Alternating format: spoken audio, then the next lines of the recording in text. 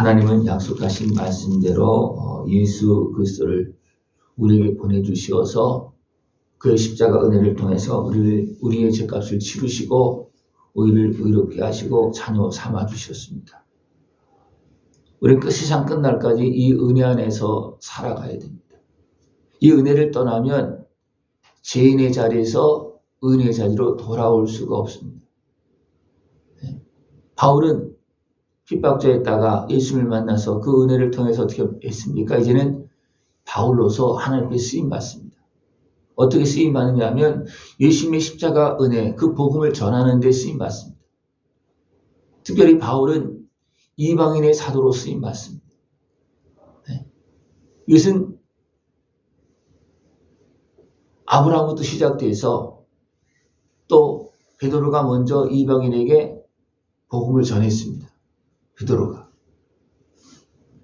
그리고 하나님은 이방인의 복음 전도를 바울에게 맡겨서 복음을 전하도록 했습니다. 그래서 바울과 또 바나바와 또 디도가 예루살렘에 가서 바울이 이방인에게 복음을 전했을 때 나타나는 그 성령의 역사를 통해서 베드로와 사도들에게 인정함을 받고 서로 악수하고 그렇게 하면서 바울이 전하는 그 복음, 이방인 땅에서 전하는 그 복음의 역사를 인정해주고 함께 했습니다. 그러면서 도리어 이방인 땅에서 예루살렘 교회가 어려웠을 때였습니까? 많은 도움을 줍니다. 도리어 도움을 줍니다. 그럼에도 불구하고 누가 복음의 진리, 예수 그리스도를 믿음으로 구원받는 그 은혜를 가로막고 있느냐 하면 여기서는 가만히 들어온 거짓 형제라고 했습니다. 거짓 형제. 이것은 율법의 매인자들입니다. 예수님의 은혜, 그 하나님의 참 뜻을 바로 알지 못하고 깨닫지 못하고 다시 육신의 소유에 의해서 율법으로 돌아간 자들입니다. 왜 그것을 행하느냐 하면 그들이 육신에 속하여서 자기들이 조금 잘하는 것 같고 조금 더 법적으로 또 안전하고 그렇다고 해서 어떻습니까? 다른 사람을 짓누르고 지배하려고 하는 그런 육에 속한 모습입니다. 이 모습이 도리어 사단의 권세에 매여서 하나님의 나라를 방해하는 모습으로 변질되어 나갑니다. 이게 굉장히 무섭습니다. 율법이 나쁜 것이 아니에요. 그죠? 그 예수님도 패하지 않는다고 했어요. 그러나 그것을 가지고는 의롭게 될 길이 없습니다. 율법을 가지고는. 율법은 무엇입니까? 죄를 드러나게 하는 겁니다. 죄를 드러나게 해서 어떻게 했습니까? 하나님은 예수님의 십자가 은혜를 베풀어서 줍니까? 죄 사함 받고 의롭게 되도록 그렇게 했는데 육에 속한 사람들은 어떻게 하느냐 하면 그 율법을 통해서 예수님을 만나게 하면 좋은데 그렇게 하는 것이 아니고 율법을 통해서 억누르기만 한다는 거예요. 네? 종으로 삼으려고 한다는 겁니다. 네? 너희들이 아직도 매여있고 잘못한 것이 있으면 말씀을 주어서 깨닫고 주님의 은혜 앞에 나와서 자유함을 얻도록 해야 되는데 거기까지 가는 것이 아니라 어떻게 합니까? 자유를 엿보고 우리를 종으로 삼고자 함이라. 네? 자유를 엿보고 그 틈을 이용해서 어떻게 합니까? 예수 믿는 사람도 자유를 얻은 사람들도 또 어리석게 행하고 또 육신의 소유에 매여서 행하고 율법적으로 보면 잘못할 수도 있죠. 그런 틈을 이용해서 자유를 엿보고 그것을 막 강조를 해서 종으로 삼으려고 그런다. 이것은 하나님께서 베푸시는 은혜를 자기들 마음대로 해하는 모습이라는 거예요. 그리고 자기들의 소유 또 지배욕에 의해서 어떻게 합니까? 사람들을 짓누르려고 하는 그런 모습이라는 겁니다.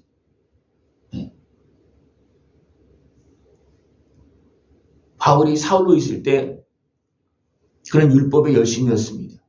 하나님을 열심히 믿었습니다. 그러나 사람의 규례에 매여서 어떻게 됐습니까? 하나님의 말씀을 제대로 따르는 것이 아니라 그냥 율법만 가지고 사람이 이용해서 어떻게 했습니까? 예수님까지도 핍박했잖아요. 예수님이 어떻게 했습니까? 안식일에 대해서 뭐라 할 때, 야, 안식을 제대로 설명해 주면서 어떻게 했습니까? 안식일에 병을 고치고, 예? 그렇게 했다는 겁니다. 그들에게 묻습니다. 너희들이 안식일에 너희들이 소가 우물에 빠져서 어떻게 할 거냐? 예? 안식일에 소도 건져주는데 안식일에 사람을 고쳐주는 것이, 사람에게 자유를 주는 것이 뭐가 잘못이냐? 예수님께서 그들에게 방문하고 물을 떼어주면 그들이 꼼짝을 못했습니다. 그러면서 어떻게 합니까? 또 뒤에서 어떻게 합니까? 안식일을 범한다고 계속 공격을 합니다. 예? 바울은 이런 것을 통해서, 예, 유혹하고 있는 그런 사람들을, 예, 이기고 있다는 겁니다. 그래서 그들이 그렇게 말했지만 우리가 한지도 복종하지 아니했다. 왜냐하면 거기에 복종하게 되면 결국 어떻게 됩니까? 예수님의 십자가 은혜가 무너진다는 거예요. 그걸 따르다 보면 어떻게 됩니까? 사람의 소욕으로, 사람의 전례로 자꾸만 변질이 되어져 나가서 어떻게 됩니까?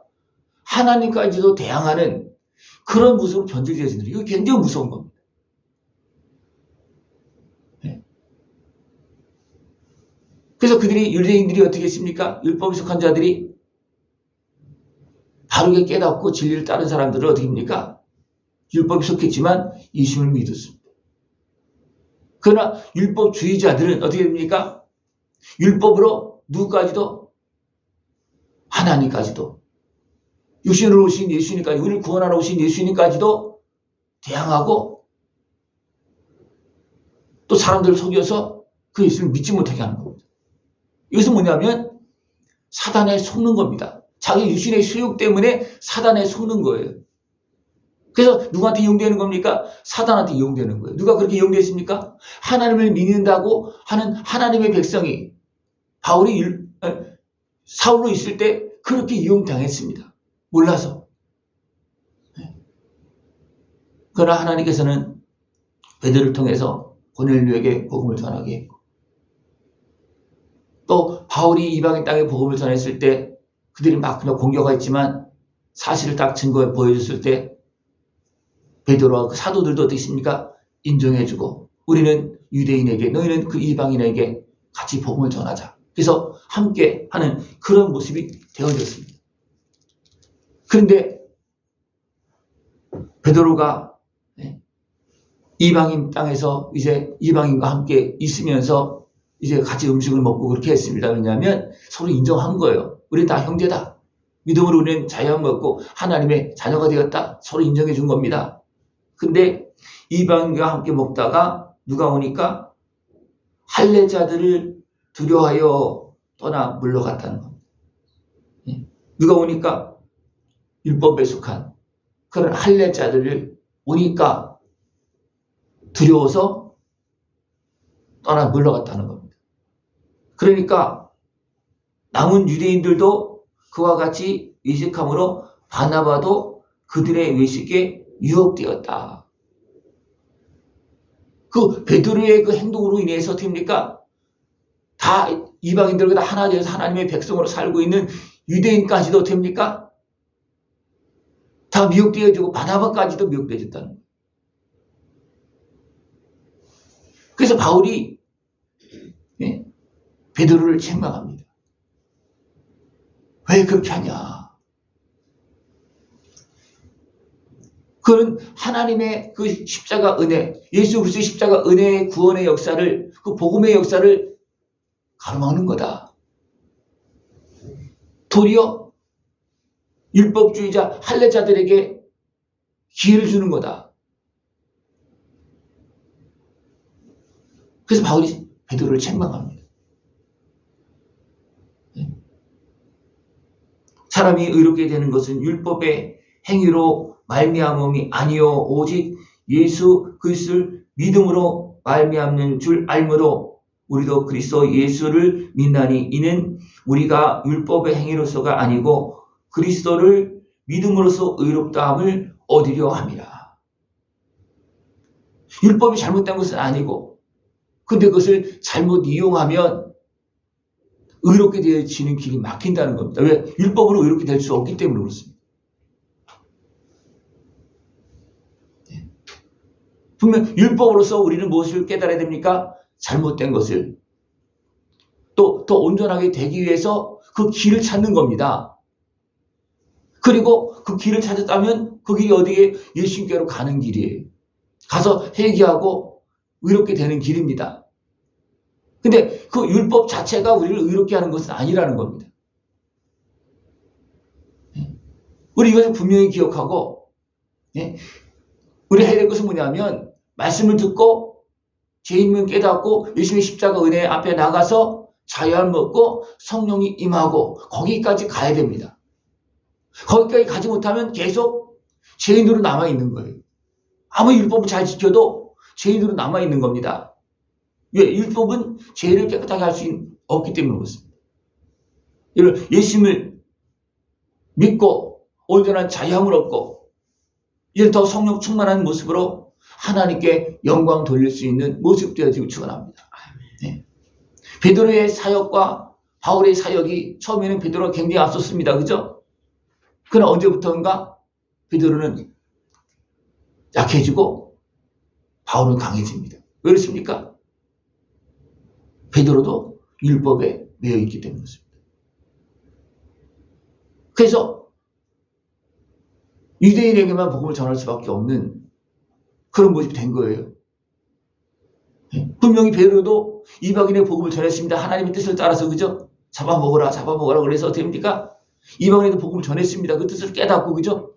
그래서 알기 때문에 바울이 이방인 땅에서 복음 전하는 것을 같이 인정해주고 다 그렇게 했습니다. 그럼에도 불구하고 스스로 할례자들에게 매여서 자기 영역이 갖춰지는, 확장되지 못하는 그런 모습이 되고 말았다는 겁니다. 예수님은 유대인만 구원하러 오신 것이 아닙니다. 모든 이방인, 모든 사람을 구원하러 오셨습니다.